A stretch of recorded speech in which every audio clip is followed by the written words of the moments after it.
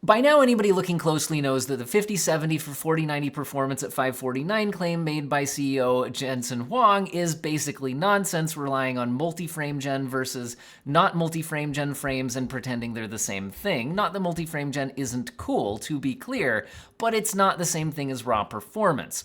But what do we actually know about the performance? Well, this slide could perhaps be telling us quite a bit of accurate information because it did for the 5090 and the 5080.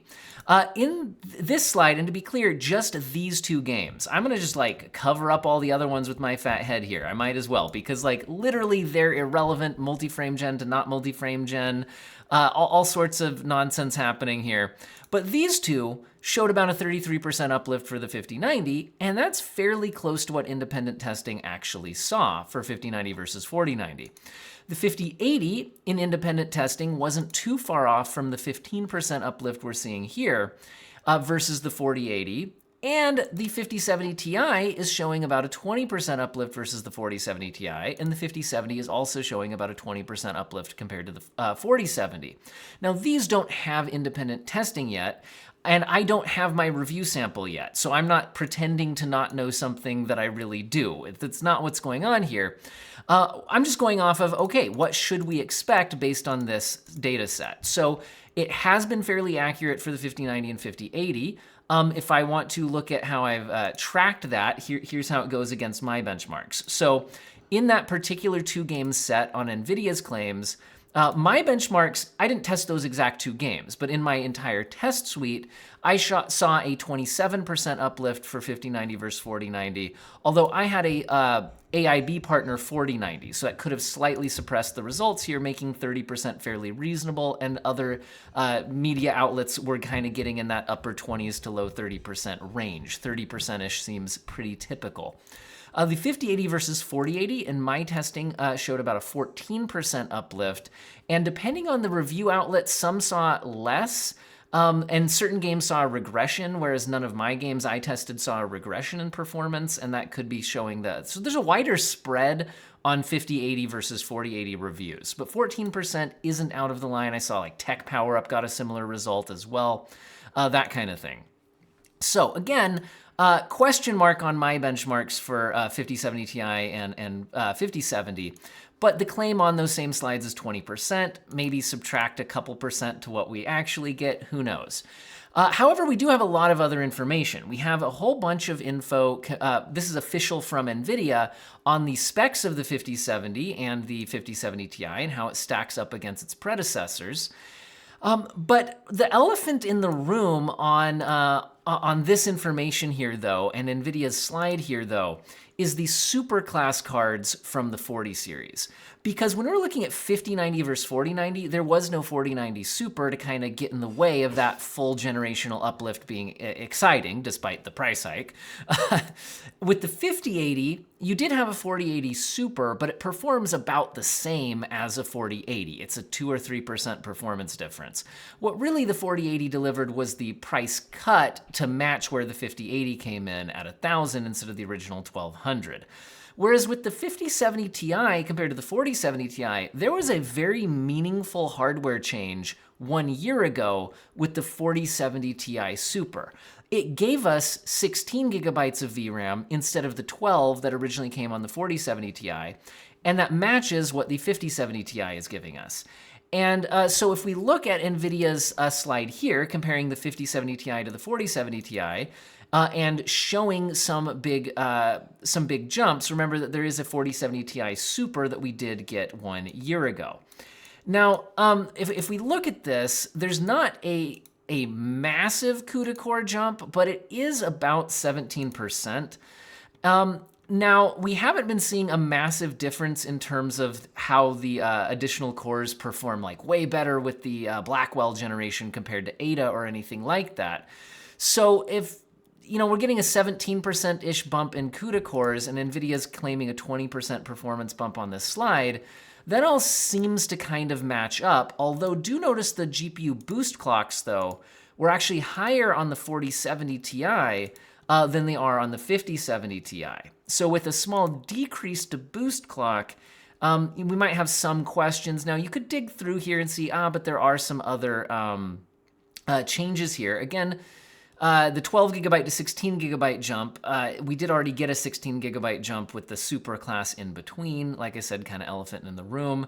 I was looking to see if there's any meaningful change in cache sizes or anything like that, because one of the ways that the 40 series delivered a huge performance jump compared to the 30 series was by massively increasing the L2 cache size. We see it going from 4,096 to 49,152 with the 30 to 40 series jump, whereas with the 50 series, we have exactly the same L2 cache size here. So not a huge improvement there. Little bit more L1 cache, so you've got that. We do have a little bit more power consumption. But one of the big things is we're on the same TSMC 4 nanometer process. We haven't got a new process for this 50 series. And that seems to be what's holding back a lot of the generational gains that we've seen so far. Anyway, if we go ahead and take a look at this, this is where I'm comparing the 5070 Ti versus the 4070 Ti using the 20% claim off of this chart, which may or may not be accurate, but like I said, was fairly accurate-ish chart for the 5090 and 5080. So this would be our best guess at how the 5070 Ti is going to stack up against its predecessor. Against the 4070 Ti, at least we are getting a $50 price cut, and if it is delivering a 20% performance gain, at $50 less, which means it's 0.94% of the price, then if you do 1.2 divided by 0.94 to get the performance per dollar improvement, it's looking like a 28% performance per dollar improvement, which is actually better than what we saw from the 4070 Ti versus the 3070 Ti. Although the 4070 Ti delivered a much better performance gain at 42% versus the 3070 Ti, it did it with a $200 price increase at $799 versus $599, making it 1.33 times the price for 1.42 times the performance. And if you divide that to get your ratio of performance per dollar, it's only a 1.07%, so a 7% improvement there.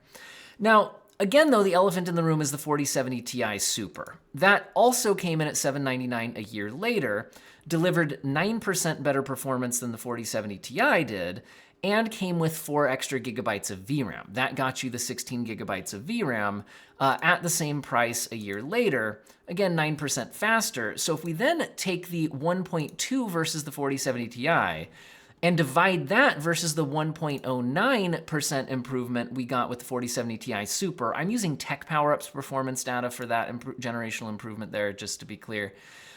It's showing us that the 5070 Ti might be 10% faster than the 4070 Ti Super if we believe NVIDIA's 20% performance gain.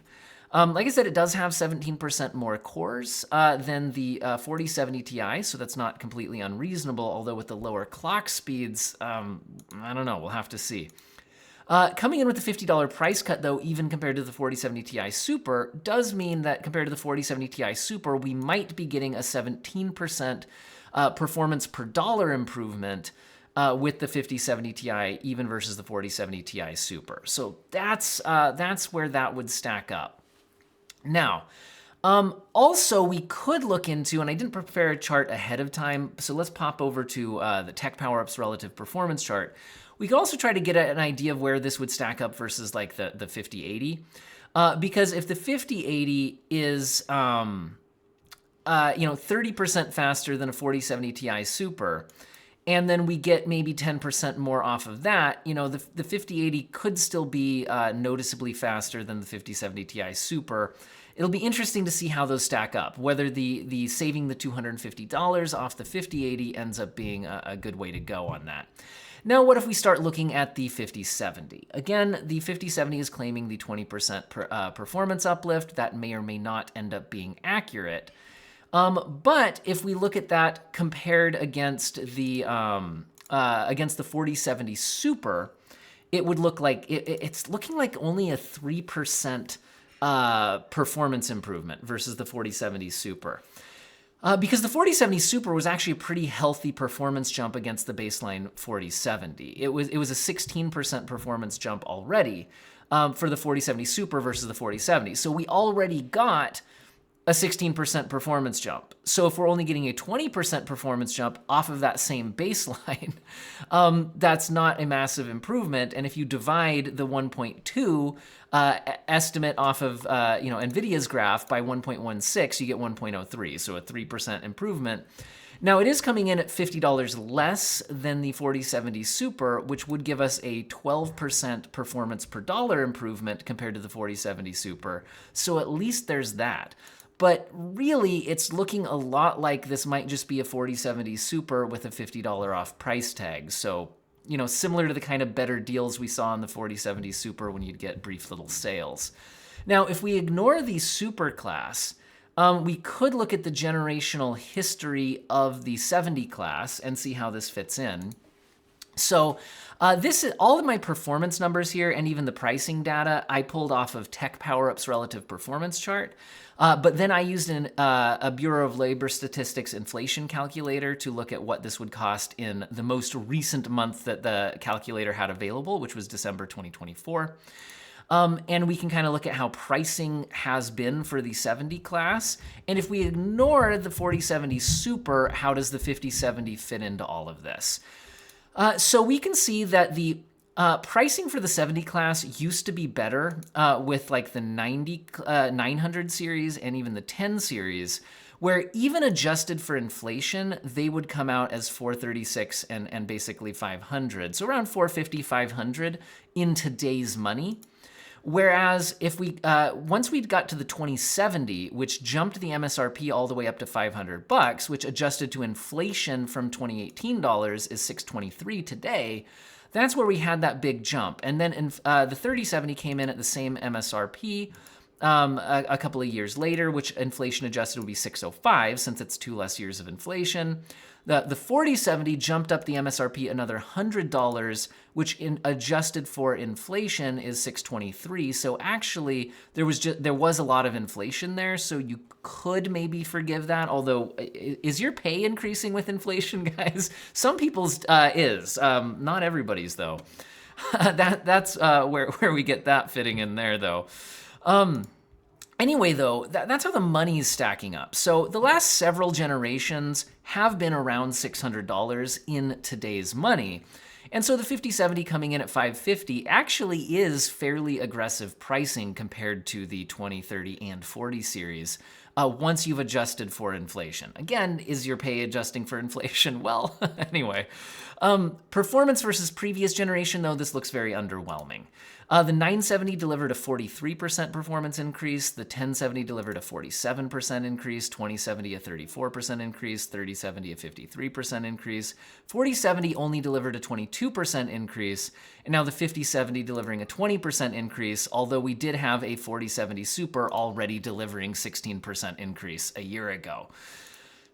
So we have that. Anyway, if you look at the performance to dollar ratios that we've got in this column, though, it doesn't look awful, again, if you ignore the 4070 Super having already delivered a huge chunk of the 30% uplift that we're getting. Because with the lower price, 1.2 divided by 0.92 for the price ratio, we do get a 1.3 performance per dollar ratio. And again, all of this is based on if that 20% performance claim ends up panning out.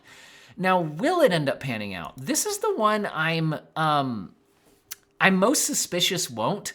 Out of this whole chart, the one that doesn't seem to line up to the specs the most is the 5070. Because if they're claiming that 20% performance claim, like with the 5070 Ti, I was at least like, well, it does have 17% more cores and a little bit more power draw, although with a slight reduction to clock speed. The 5070, well, it has more cores, but we're only talking like 4% more cores. So that's kind of rough. And then if you look at the boost clocks, it's higher, but not meaningfully so. We're talking 2475 versus 2512. Again, a couple of percent increase to boost clocks. So I was wondering, is there anything on the official specs sheet that seems to explain this? I mean, we do get GDDR7 memory, which is faster, so we do have that. I was trying to look at the cache sizes, and I'm wondering if it's the L2 cache that's going to be paying off here. because we do have 49,152 kilobytes versus 36,864 kilobytes. So that is a more meaningful jump in L2 cache than what we're seeing, for example, on like the 5070 Ti versus the 4070 Ti. So maybe we have that. There's also a little bit of an increase to L1 cache. Again, we do get the GDDR7 memory, so the memory bandwidth is increasing. So there is all of that. Now, if you're looking at the specs and you're like, wait, how did the 4070 deliver such a performance uplift versus the 3070 if they have the same number of cores? Because again, core count isn't everything. There was a big clock speed boost for one thing. You went from 1725 to 2475. So it was that big clock speed boost, as well as that giant increase in L2 cache. Notice that from the 30 series to the 40 series, you jump from 4,000 to like 36,000 for the L2 cache. Massive L2 cache increase. We're getting an L2 cache increase for the 5070, but it's not necessarily as massive. So we'll have to see what comes of that. Again, we're still on the same TSMC 4 nanometer process this time around. We are getting a 50 watt power increase. Anyway, so with all of that, we'll have to see how things go. But again, if you compare it up against the super class, where was my super class slide thing here?